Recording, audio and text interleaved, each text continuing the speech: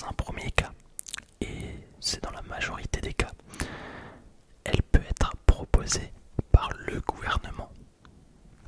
Le gouvernement, c'est quoi? C'est le Premier ministre, les ministres délégués, etc. Donc par le Premier ministre ou un ministre par exemple. Et quand une loi est proposée par le gouvernement, c'est ce qu'on appelle un projet de loi.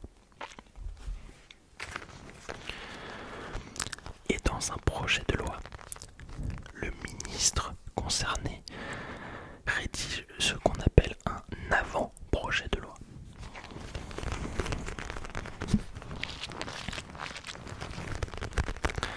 Ce texte il est alors soumis à d'autres ministères ou ministres pour avoir leur avis. Donc en gros, c'est une procédure interministérielle, donc entre les ministères. L'avant-projet de loi, c'est une procédure interministérielle. Et dès qu'il est validé par cette procédure interministérielle, il est soumis au Conseil d'État pour avoir un avis juridique.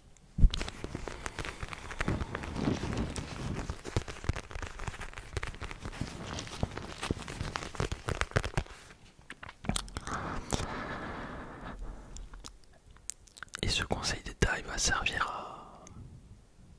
à être éclairé sur différents sujets. Est-ce que le texte est conforme à la Constitution? Est-il cohérent avec les lois existantes, les traités internationaux, le droit européen, etc. Donc un projet de loi est obligatoirement soumis au Conseil d'État. Mais même si l'avis du Conseil d'État est obligatoire, le gouvernement peut ignorer ces recommandations.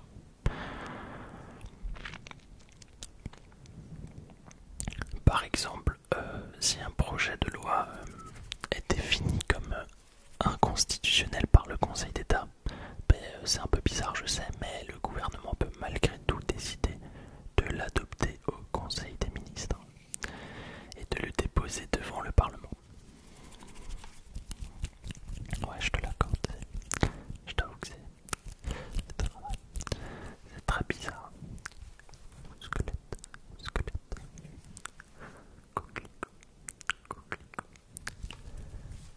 wakadou, wakadou, bibliothèque, bibliothèque.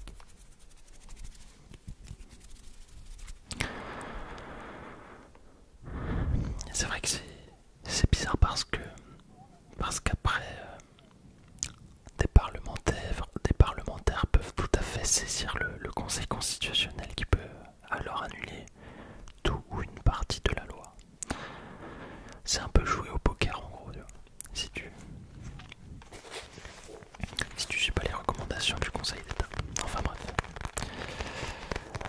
Et après soumission au Conseil d'État et validation, ou non d'ailleurs, le texte doit être adopté en Conseil des ministres, qui est présidé par le président de la République. Donc là, les ministres et le président font une petite réunion entre copains, et par consensus collectif, et non pas par vote, ils adoptent le projet de loi.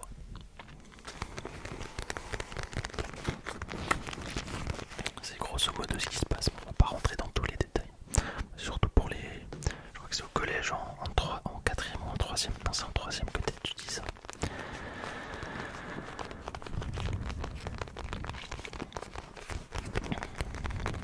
Et enfin, il est déposé à l'Assemblée nationale ou au Sénat où il commence son examen parlementaire.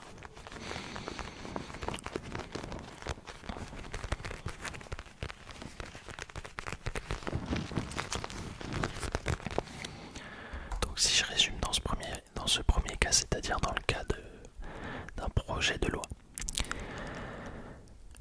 un ministre du gouvernement rédige un avant-projet de loi, le soumet au Conseil d'État, puis est adopté par un Conseil des ministres avant le débat parlementaire, avant de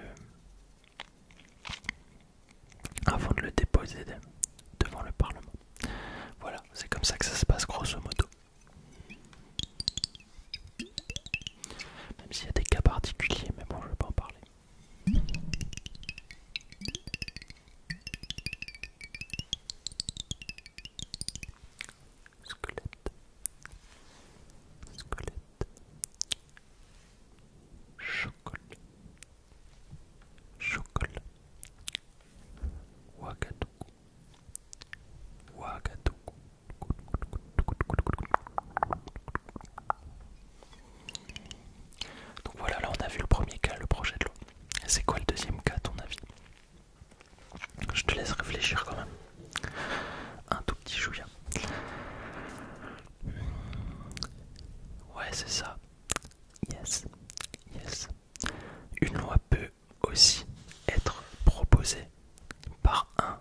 plusieurs parlementaires. Alors, c'est ce qu'on appelle une proposition de loi. Ce n'est plus un projet de loi, c'est une proposition de loi. Alors pour rappel, mais normalement vous devriez le savoir, le Parlement est composé du Sénat et de l'Assemblée nationale. Ce sont les deux chambres du Parlement. Donc une proposition de loi peut être émise par des élus de n'importe quelle chambre, hein, d'une des deux chambres, hein, donc des sénateurs du Sénat ou des députés de l'Assemblée nationale. Bon, le vocabulaire est important aussi, il faut savoir. Voilà, mais que ce soit au Sénat ou que ce soit à l'Assemblée nationale, on appelle ça une proposition de loi. Donc là, le parlementaire il rédige son texte de loi avec l'aide de ses collaborateurs ou de juristes. Et le texte est ensuite déposé dans la chambre parlementaire à laquelle il appartient.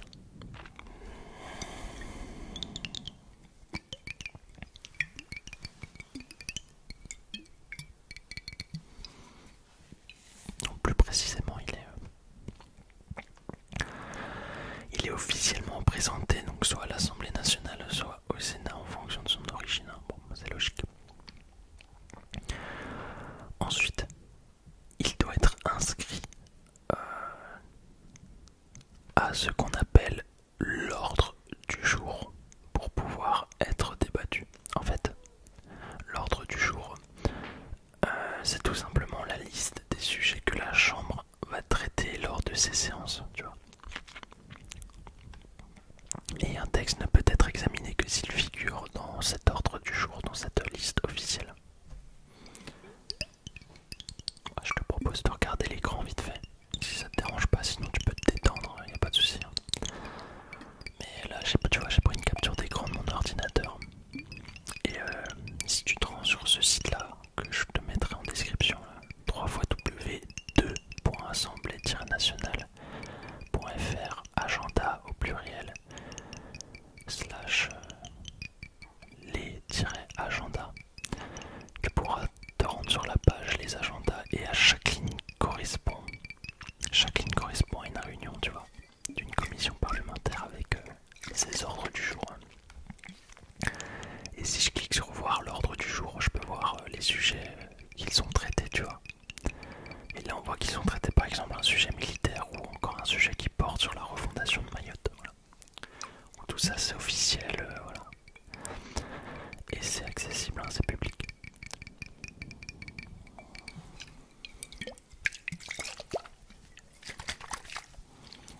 Après, je crois que l'Assemblée nationale a une chaîne aussi, hein, la télévision, où on peut voir tous les débats.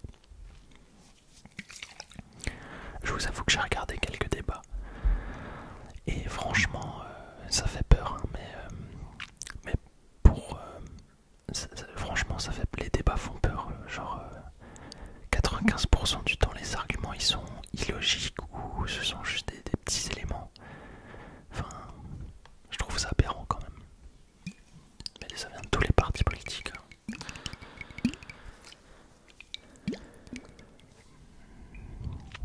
Et les arguments ils sont rien du tout scientifiques. Hein. En général, c'est abusé. C'est que des raccourcis ou des analyses, des opinions personnelles. Franchement, ça fait peur. Tu peux pas diriger un pays avec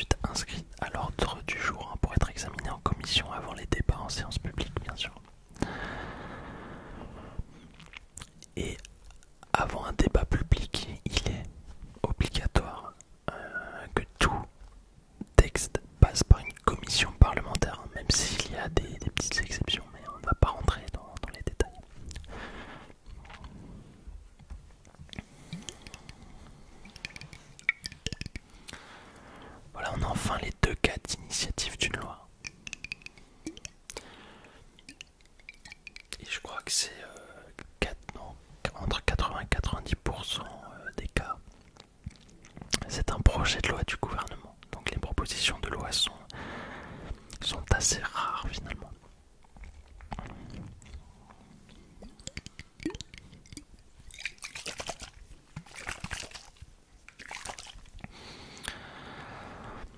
Mais après, il se passe quoi dans ces deux cas?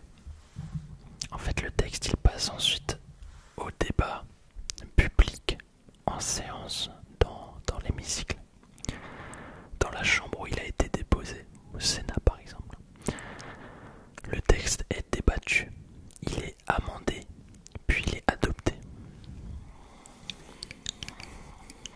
Alors quand on dit le texte est amendé, on va faire des modifications, des suppressions, des ajouts, tu vois, par exemple.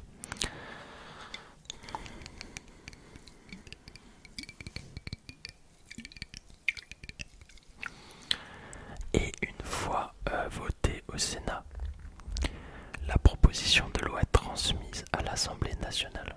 Enfin, alors là c'est dans l'exemple, ça commence au Sénat dans l'exemple, mais vous avez compris que ça peut commencer à l'Assemblée nationale, attention. Et là, elle est examinée par la commission compétente. Les députés analysent le texte, proposent là aussi des amendements, modifient plusieurs articles par exemple. Et à l'issue de ce travail, le texte est débattu en séance publique et puis il est adopté par la Chambre. Il est adopté par la Chambre.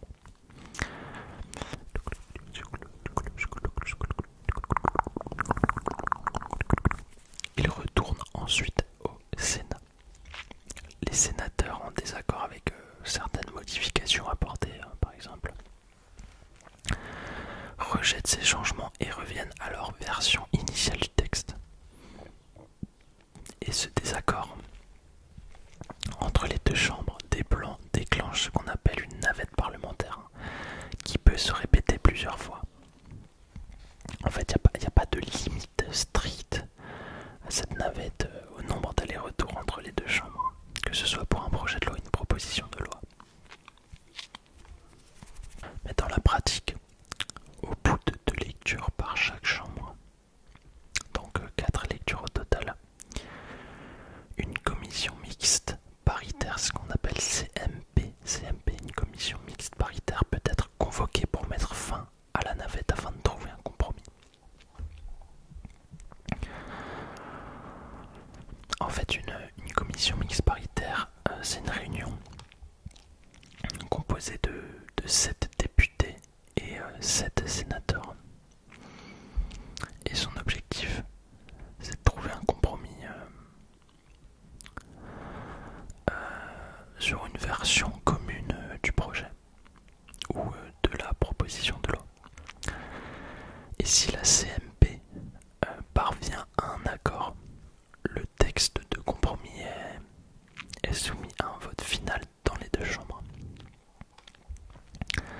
Et si la CMP échoue ou si son compromis est rejeté, le gouvernement peut décider de donner le dernier mot à l'Assemblée nationale.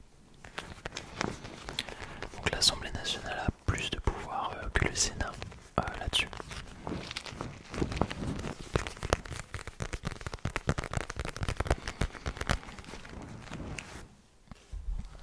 Et pour finir, le texte est transmis au président de la République qui le promulgue. La loi elle est alors publiée dans ce qu'on appelle le journal officiel. C'est le journal des lois si tu veux, mais ça il faut retenir, le journal officiel. Et elle entre officiellement en vigueur.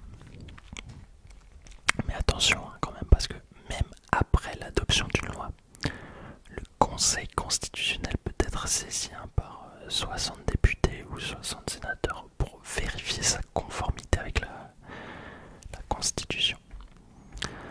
Je peux vous donner un exemple. En 2021, le Conseil d'État, donc là c'était pour un projet de loi, on l'a vu ensemble avant, le Conseil d'État a rendu un avis très réservé sur le projet de loi sécurité globale, pointant plusieurs risques d'inconstitutionnalité. Et malgré cela, le gouvernement a maintenu le texte. Alors je crois qu'en 2021, si je dis pas de bêtises, c'était encore... Est-ce que c'était encore Édouard Philippe ou c'était Jean Castex? Je ne sais plus, je crois que c'était Édouard Philippe. Donc une partie a ensuite été censurée par le Conseil constitutionnel après que la loi ait été promulguée dans le journal officiel. Et cet exemple illustre donc très bien ce que j'ai dit un peu plus tôt. Ignorer l'avis du Conseil d'État pour un projet de loi, passer par le Conseil d'État c'est obligatoire. Ignorer l'avis du Conseil d'État c'est possible, mais c'est risqué. C'est pour ça que je disais que c'est un peu jouer au poker, tu vois. Parce que parfois il y a des articles dans le projet de loi qui sont si ambigus, c'est compliqué. C'est compliqué.